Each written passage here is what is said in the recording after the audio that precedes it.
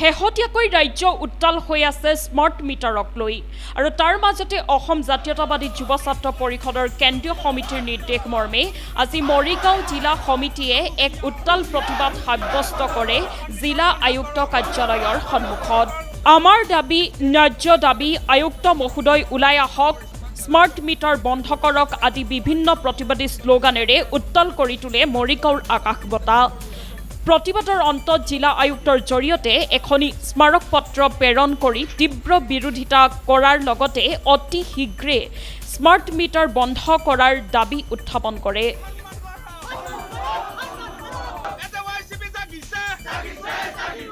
কি ক'ব, যিহেতু সমগ্ৰ ৰাজ্যতে বৰ্তমান সময়ত দেখিবলৈ পোৱা গৈছে যে স্মাৰ্ট মিটাৰৰ বিৰুদ্ধে তীব্ৰ আন্দোলন প্ৰতিবাদ চলি আছে, কিন্তু তাৰ পিছতো স্মাৰ্ট মিটাৰৰ ক্ষেত্ৰত চৰকাৰে কোনো ধৰণৰ গুৰুত্ব প্ৰদান কৰা নাই। চাওক, আজি অসম জাতীয়তাবাদী যুৱ ছাত্ৰ পৰিষদ মৰিগাঁও জিলা সমিতিও অসম জাতীয়তাবাদী যুৱ ছাত্ৰ পৰিষদ কেন্দ্ৰীয় কমিটিৰ নিৰ্দেশক্ৰমে আমি স্মাৰ্ট মিটাৰ বন্ধৰ বাবে মৰিগাঁও জিলা উপায়ুক্ত কাৰ্যালয়ত এক ধৰ্ণা কাৰ্যসূচী ৰূপায়ণ কৰি মৰিগাঁও জিলা আয়ুক্তৰ জৰিয়তে অসমৰ সন্মানীয় মুখ্যমন্ত্ৰীলৈ স্মাৰকপত্ৰ প্ৰেৰণ কৰিছোঁ। আমাৰ বিষয়টো হ'ল যে স্মাৰ্ট মিটাৰটো অসমত বন্ধ হ'ব লাগে, কাৰণ অসমৰ নিম্ন শ্ৰেণী আৰু মধ্যবিত্তৰ দুখীয়া ৰাইজৰ কাৰণে স্মাৰ্ট মিটাৰ ভাল নহয়। হয়তো মুখ্যমন্ত্ৰীৰ কাৰণে ভাল হ'ব পাৰে, কাৰণ তেওঁ শীততাপ নিয়ন্ত্ৰণ কোঠাত থাকে, তেওঁ লাইটৰ বিল দিয়ে নিদিয়ে আমি নাজানো, কিন্তু অসমৰ ৰাইজে কিন্তু স্মাৰ্ট মিটাৰটো ভাল পোৱা নাই আৰু স্মাৰ্ট মিটাৰটো বহুতখিনি বিসংগতি আছে। আৰু স্মাৰ্ট মিটাৰ যে বিসংগতি আছে এইটো ইতিমধ্যে অসম বিধানসভাতো উত্থাপন হৈছে। আৰু অসমৰ সকলোখিনি ৰাইজৰ যি আমাৰ আগতে বিদ্যুতৰ বিল যদি কাৰোবাৰ 300 টকা আহিছিল, কিন্তু স্মাৰ্ট মিটাৰ হোৱাৰ পৰা কিন্তু সেই বিদ্যুতৰ বিল যালে 3000 টকা হ'ল। গতিকে এনেধৰণৰ স্মাৰ্ট মিটাৰ বন্ধ কৰিব লাগে। আৰু ৰাইজে যিহেতু কৈছে স্মাৰ্ট মিটাৰটো ভাল নহয়, স্মাৰ্ট মিটাৰটো বিসংগতি আছে, তাৰপিছতো কিন্তু জনসাধাৰণৰ দ্বাৰা নিৰ্বাচিত এখন চৰকাৰে জনমত উপকৃত কৰি আছে।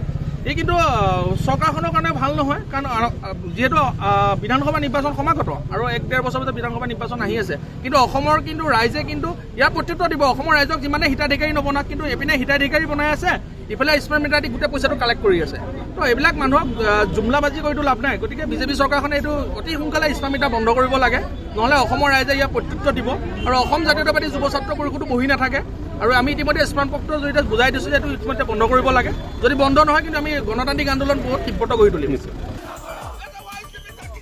মৰিগাঁৱৰ পৰা ৰাহুল ডেকা ৰিপৰ্ট, সংবাদ লহৰ।